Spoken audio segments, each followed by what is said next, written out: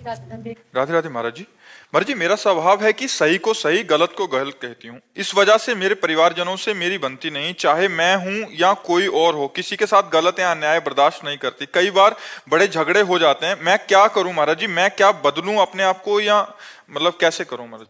नहीं, बदलना तो बिल्कुल नहीं है, पर थोड़ा सा। आशीष जी, महाराज जी आपके चरणों में कोटि कोटि। महाराज जी, मैं आपकी शिक्षाओं का पालन कर रहा हूँ और नाम जप भी कर रहा हूँ महाराज जी।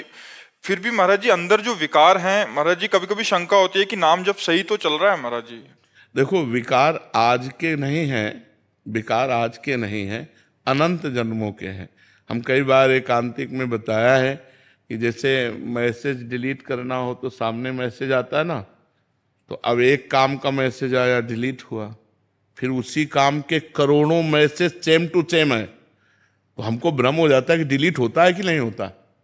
मतलब वही मैसेज करोड़ों हो और हमको एक एक डिलीट करना है, तो करोड़ों बार वो आएगा, तो हमको लगता है कि डिलीट हुआ कि नहीं डिलीट हुआ। वो डिलीट हो गया, ये नया है। अनंत जन्मों से दुर्वासनाएं परत की परत हमारे हृदय में जमा है। अब जब हम नाम जब शुरू करते तो अब यही जमा है, काम क्रोध लोभ मोह मद मत्सर की, तो वही बार बार जब निकलती तो लगता है यार कब तक बनी रहेंगी, बनी नहीं रहे, वो निकल रहे हैं। जो हमारे अंदर जमा है वो निकल रहा है, मन निर्मल हो रहा है। धैर्य पूर्वक दीर्घ काल निरंतर सत्कार सेवितो दृढ़ भूमि, लंबे समय तक अगर आदर पूर्वक नाम जप किया जाए तो दृढ़ भूमि, हमारे हृदय में सारे विकार जितने हैं वो सब बाहर हो जाएंगे। नहीं तो निर्मल मन होगा ही नहीं, और निर्मल मन हुए बिना भगवान की प्राप्ति नहीं। तो निर्मल मन कैसे होगा? नाम जप से। जितना नाम जप करोगे मन निर्मल हो जाएगा। उमेश पुजारी जी, सातारा महाराष्ट्र से। राधा राधे राधे महाराज जी। महाराज जी, क्या कुसंगति मिल जाना भी पाप का लक्षण है?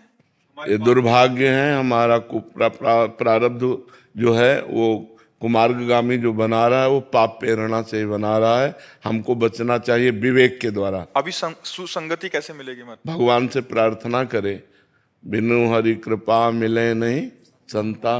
भगवान से प्रार्थना करे कि हमें संत संग मिले, हमें अंदर की जो सत्संगति है उसका प्रभाव पड़े, अंदर की कुमति का प्रभाव न पड़े। बुद्धि में दो भाव है, एक कुमति एक सुमति। तो सुमति भी अपना काम करती है, तो हम सुमति के अनुसार चले, कुमति के अनुसार। पाप के प्रभाव से कुसंगति मिल सकती है, लेकिन कुसंगति से बचना ये हमारी बुद्धि विवेक का कार्य है कि हम जानते हैं ये गलत है, तो हमें बचने की चेष्टा करनी चाहिए उस व्यक्ति से, उस वस्तु से, उस स्थान से जो हमें भगवान से विमुख कर दे, धर्म से विमुख कर दे, सतमार्ग से विमुख कर दे। ऐसी कुसंगति से हमें बचना चाहिए। कुसंगति पूर्व प्रारब्ध के वशीभूत मिल सकती है, लेकिन हम विवेक के द्वारा उससे बच सकते हैं। ऐसा नहीं कि वो हमको रौंद डाले। रौंद तभी डालेगी जब हम भगवान का आश्रय नहीं लिए, नाम जप नहीं कर रहे, तो हमारी बुद्धि पवित्र नहीं है, तो फिर वो बुद्धि कुसंगति में बह जाएगी। और को न कुसंगति पाए न साई, राहे न नीच मते चतुराई। कौन ऐसा है जिसको कुसंग मिले और नष्ट ना हो जाए?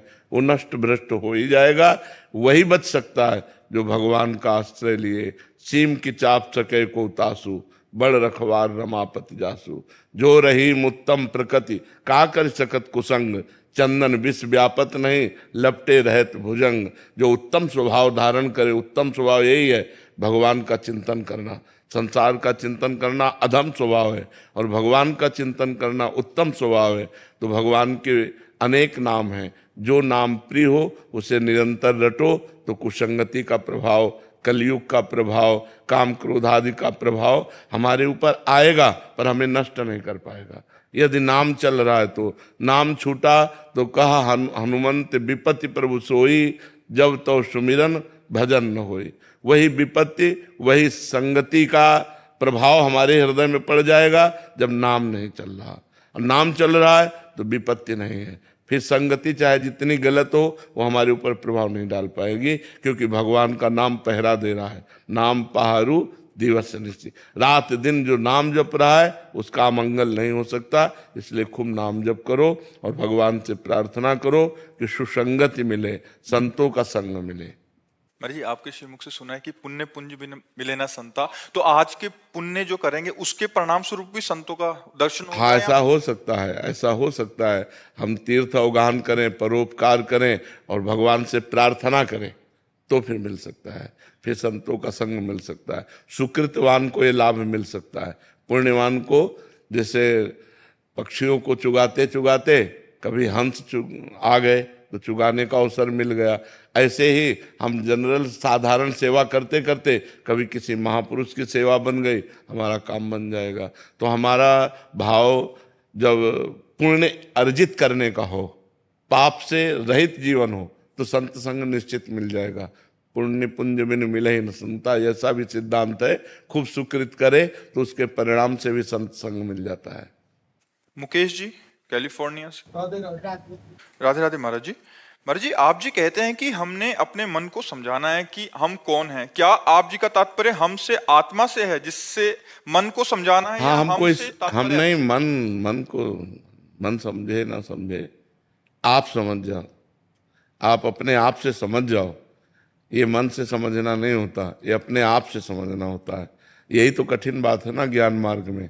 अपने आप से अपने आप में प्रेम करना है, अपने आप से सब कुछ अलग कर देना है, सब कुछ अलग कर। अंतःकरण आप थोड़ी हो, आप तो अंतःकरण के दृष्टा हो।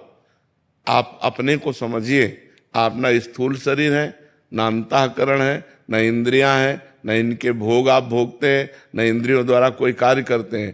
पर ना करते हुए भी आप कर्ता बने हुए हैं, ना भोगते हुए भी आप भोक्ता बने हुए हैं। इसलिए आपको फंसना पड़ेगा। महाराज जी जैसे हमने अपने मन को समझाना है, तो ये जो हम है, नहीं, आप मन के आगे जा ही नहीं पा रहे ना, बिना भजन के कैसे जा पाओ। हम कह रहे मन को समझाना नहीं है, मन को समझाना नहीं। आप समझ जाओ, मन समझ जाएगा। आप अपने को जानते ही नहीं हो तो क्या समझो। आप कौन है? आत्मा, परमात्मा स्वरूप, तत्त्वम असि। प्रश्न करे कि जैसे मैं कौन हूं, तो वेद उत्तर दे रहा है, तत्त्वम असि, तुम वही परमात्मा स्वरूप हो। अब भगवान का अंश भगवत स्वरूप होता है ना। ममैवांशो जीव लोके जीव भूता सनातना मना कष्टान इंद्रियाण प्रकृति स्थान कर सती। वो प्रकृति के आकर्षण में मन और इंद्रियों के चक्कर में फंसकर अपने आप को भूल गया। अपने आप को जान लो तो मन पवित्र हो जाएगा, तन पवित्र हो जाएगा, क्योंकि आप परम पवित्र हैं। अब अपने आप को तो हम जान नहीं पा रहे, मन तक हमारी पहुंच हुई है कि हमारा मन ठीक हो जाए तो सब ठीक हो जाए।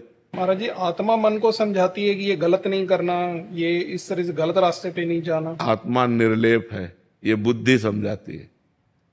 जो समझाने का कार्य है वो बुद्धि का है, जो संकल्प विकल्प करने का कार्य वो मन का है, जो चिंतन का कार्य है वो चित्त का है, जो क्रिया को स्वीकार करना और अस्वीकार करना, भोक्ता और कर्ता भाव, ये अहंकार का है। अंतःकरण चतुष्टय में मन बुद्धि चित्त अहंकार। आत्मा इनका दृष्टा है, साक्षी मात्र है। वो कोई क्रिया नहीं करता, उसके द्वारा कोई भी भोग नहीं भोगे जाते। वो निर्विकार सच्चिदानंदमय है। तभी तो मोक्ष को प्राप्त हो जाता है जीव, जब अपने स्वरूप को जान जाता है। जहाँ स्वरूप का अनुभव हुआ तो नहीं स्वात्मारामम विषय मृग तृष्णाम भ्रमयति आत्माराम पुरुष आ ब्रह्म स्तंभ पर्यंतम सर्वम मायामयम जगत। ऐसा जानकर निर्लेप और निर्विकार हो जाता है। पर यह ज्ञान प्राप्त होना बहुत कठिन है। सुन लेना, बोल लेना अलग बात है, लेकिन इसका अनुभव होना अलग बात है। जब अनुभव हो जाएगा तो कोई भी विषय आप पर प्रभावित नहीं करेगा। कोई भी काम क्रोध लोभ मोह मद मत्सर, इनका प्रभाव ना अभी है ना आगे रहेगा। अब भी नहीं है, पर ना होते हुए भी हम स्वीकार किए हुए हैं। इसलिए हमको भास रहा है जैसे स्वप्न में कोई भी पदार्थ वस्तु व्यक्ति स्थान नहीं होता, पर भासता है जब तक हम जगेंगे नहीं। ऐसे ही जब तक हम अज्ञान से पूर्ण रूप से जगेंगे नहीं, मोह निद्रा से, तब तक ये स्त्री पुरुष जड़ चैतन्य दुख सुख आदि द्वंद्व बने रहेंगे। और जब हमें शुद्ध ज्ञान हो जाएगा तब ये द्वंद्व सब नष्ट हो जाते हैं। महाराज जी आत्मा सिर्फ सुनती है और देखती है या बोलने की भी शक्ति होती सुनने का काम श्रवणेन्द्रिय का है, बोलने का काम वाक्येंद्रिय का है, देखने का काम नेत्रेंद्रिय का। वो कुछ नहीं करती, अभी तुम्हारी पहुंच ही नहीं, तभी तो कहा अंतःकरण तक तुम केवल बात करते हो, आत्मा तक तो पहुंचने की बात ही नहीं। भाई वो सुनना किसका काम है? श्रवणेन्द्रिय का। देखना किसका काम? नेत्रेंद्रिय का। बोलना किसका काम? वाक्येंद्रिय का। आत्मा इसमें कहा है, समझ रहे हो ना? इसलिए नाम जप करो, पहले नाम जप करो, तब फिर